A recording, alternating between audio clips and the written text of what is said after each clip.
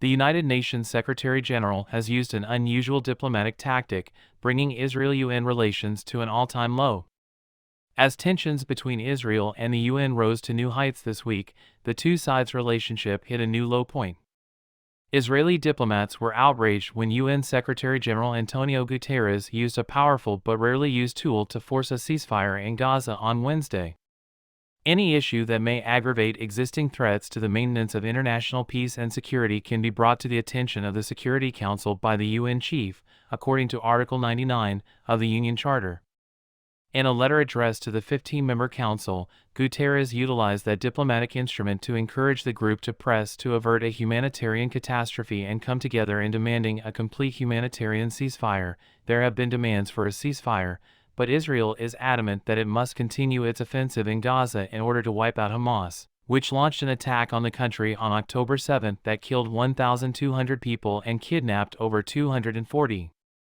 The Palestinian Health Ministry in Ramallah gathers its reports from medical sources in Gaza, which is run by Hamas, and states that more than 16,000 people have died as a result of Israel's operation in the territory, claiming that the UN chief's term constituted a danger to world peace and that the Secretary-General's demand for a truce in Gaza amounted to endorsing Hamas and the October 7 attack. Israeli Foreign Minister Eli Cohen slammed the Secretary-General for his letter. A senior UN analyst at the International Crisis Group in Brussels, Daniel Forti, said that in 1989, then Secretary-General Javier Pérez de Cuellar urged the Security Council to call for a ceasefire during the Lebanese Civil War, marking the seventh occasion in the United Nations' 78-year history of invoking Article 99.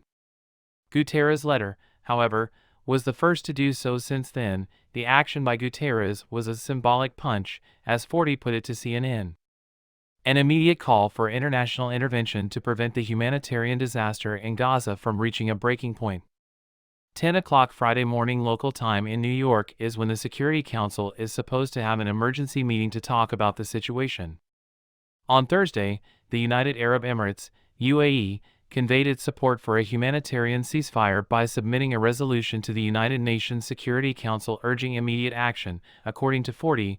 While the political dynamics within the Security Council are unlikely to be changed by Guterres' letter, it may increase the urgency for diplomatic action. This tool does have a moral impact because it is used so rarely, he said. Several Israeli officials have openly demanded Guterres' resignation, adding to the heavy criticism he has already received from Israel. Israel has long believed the UN is biased against it.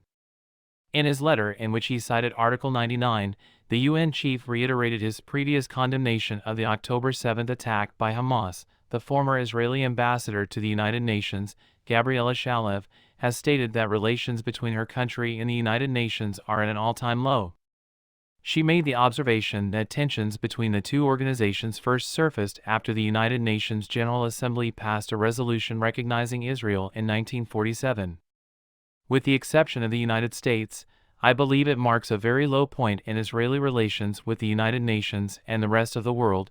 Speaking with CNN, Shalev, an emeritus professor at the Faculty of Law at Hebrew University, shared his thoughts.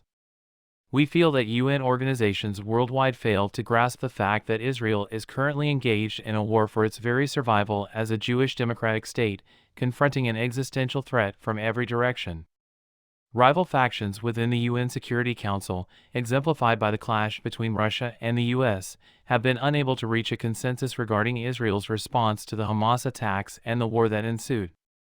On November 15, a resolution was passed urging Hamas to release all hostages immediately and to implement urgent and prolonged humanitarian pauses.